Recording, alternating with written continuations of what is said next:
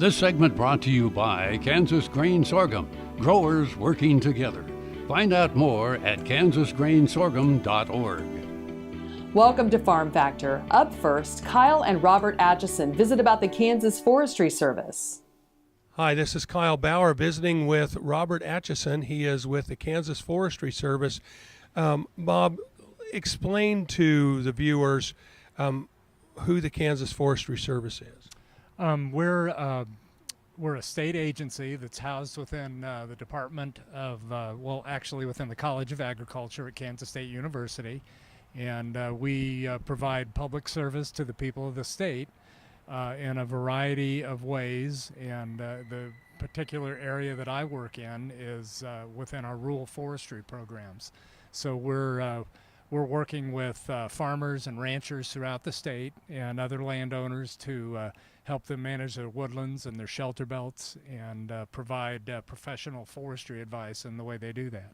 Well, and I know this isn't the first time you heard it, but you think about Kansas and forests, it's an oxymoron. Right, yeah. It's an interesting place to practice forestry, and a lot of what we do here is what you would describe as agroforestry, where we're using trees and shrubs integrated into to modern agricultural systems, so that we get both conservation benefits as well as production benefits for our farmers and ranchers. And truly, by doing that, you provide on both ends, both getting stuff planned, planted, and harvested.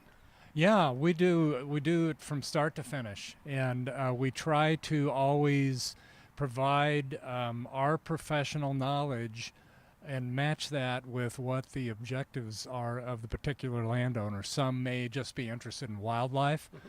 Some in the Northeast and the eastern part of the state may be interested in timber harvest. A lot of people are interested in recreation, and so we can actually manage our woodlands and our shelter belts based upon whatever that particular desire and interest of that landowner is. And a lot of times there'll be multiple interests and objectives that a landowner will have. You have a few times there's fees, but most of this, the fee is minimal. Yeah, we don't charge for our services. We also work on behalf of the Natural Resource Conservation Service as kind of a technical service provider. And so what that enables us to do is to funnel financial assistance to help farmers and ranchers and landowners who might want to plant trees or establish a shelter belt or do water quality work by establishing trees along a stream side. One last thing quickly, you grow and sell a lot of trees every year. We do, around 300 to 400,000 depending upon the year, and those trees go throughout the state to plant new shelter belts, and more we're seeing trees that are going along our rivers and our streams to try to stabilize those stream banks because of the significant water issues we have in this state. And we want to stabilize those stream banks, keep the soil there, and not in our reservoirs where we're losing water capacity. We're visiting with Robert Atchison. He is with the Kansas Forestry Service. This is Kyle Bauer reporting. Back to you, Jamie. Thanks, Kyle. Folks, come back after these messages for this week's Kansas Soybean Update. KFRM is one of the largest farm radio stations in the nation, dedicated to informing and entertaining rural listeners from northern Oklahoma to southwestern Nebraska.